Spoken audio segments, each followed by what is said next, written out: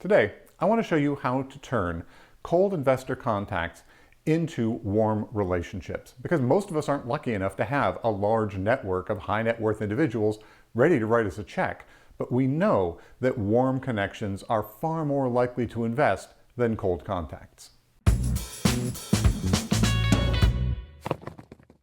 Welcome to Feel the Boot, the science of startups. I'm your host, Lance Cottrell, and I'm here to help you navigate that nearly vertical learning curve you're going to encounter as you launch your business. I know what it's like. I've been there myself, and I've helped thousands of other founders just like you along their journeys. This is part of our series of episodes on mastering startup fundraising, and this particular episode came out of a workshop I ran that's part of my Founder Quest intensive program, where I do hands-on work with founders to take them through my entire funded founder framework. I've put together a free startup fundraising toolkit that includes my cold direct message worksheet, a fundraising readiness scorecard, my startup pre-seed valuation worksheet, and many other tools. You can get all of them by going to feeltheboot.com/raise. If your first impression with an investor is coming up to them with your hand out looking for cash, it isn't a great first impression to make. Ideally, you want to be warming them up before you actually make the direct pitch and the ask for investment. And you want to do that by starting with small, manageable increments and questions that they can answer easily.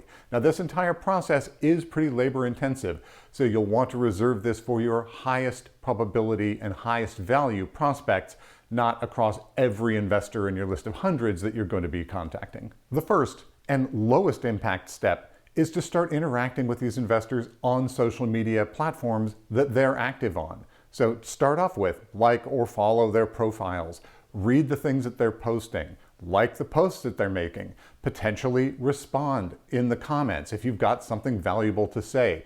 Just get on their radar so that they can see you and your name and face become a familiar presence in the stream of posts that they're making. But keep it low intensity. You don't want to come off as a stalker. Next, you want to reach out to them directly. That could be by email if you can find it. That could be a direct message on their platform, often LinkedIn, or wherever they seem to be active.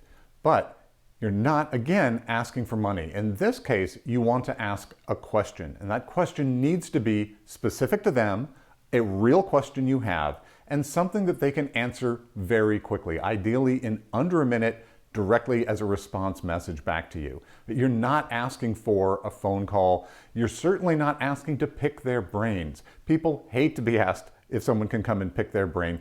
They want to know what you need to know, how they can help you. So the more specific you can be, the easier it is for them to answer, the more likely they are to do so.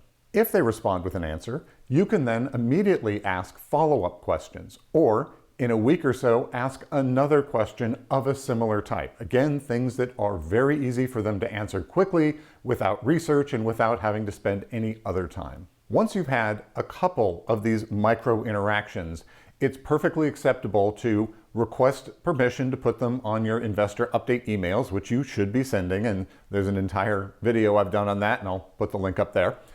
But you also now can start thinking about asking for a phone call. Again, you want this phone call to be for a specific question. You want to discuss something. You want to show something. You want to get their feedback on something. Keep it short, 10, 15 minutes at the most, and be authentic about that. Don't ask for 15 minutes and then try to get an hour out of them. Most of these investors are very busy. Their time is extremely valuable.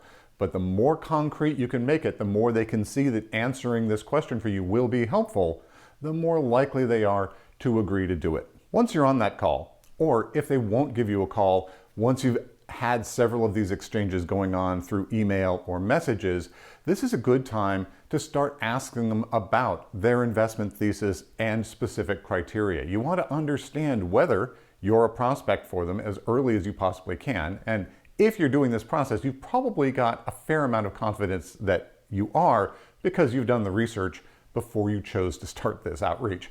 But ask them specifically, what are they looking for? What are blockers where they won't invest in you? What level of progress do they need? What kind of rounds are they looking for? What size of investments are they looking to put in? The more information you can gather from them at this point, the better able you're to know when you should be making that ask, when you should come up to them. And it's much harder for them to say no to the meeting if you can say specifically how you meet all of those criteria that they set out in that call or in that email exchange. Right? You're both a known quantity, you're warm, and you are definitely checking all of their boxes. Ideally, you're doing this a couple of months before you need to actually start your round, although you can compress the time frame on this. But if there's been time for them to get a couple of your investor update emails, you've had several interactions with them, you're now not just some random face in the crowd coming up and asking to pitch. You're a known quantity. They know who you are, they know your business, they see you asking intelligent questions, they see you achieving goals that you've set out and making progress on your business. This is something they're far more likely to take that meeting, they'll come into it with a more positive association with you and will be much more likely to actually become an investor in your company. So as I said, this is a super compressed version of the hour-and-a-half workshop I did for people in my Founder Quest Intensive program. If you'd be more interested in finding out more about that, I've got links to that inside the toolkit. So if you signed up for the toolkit, which includes the cold direct message worksheet and a bunch of other tools at feeltheboot.com/raise, you'll see other ways that you can work with me directly. Because just having this abstract knowledge is useful. Implementing it correctly and effectively is incredibly hard from just videos, books, or worksheets. Getting that one-on-one interaction is fantastic, and there's several ways you can get that with me. I love to work with founders. And until next time, ciao.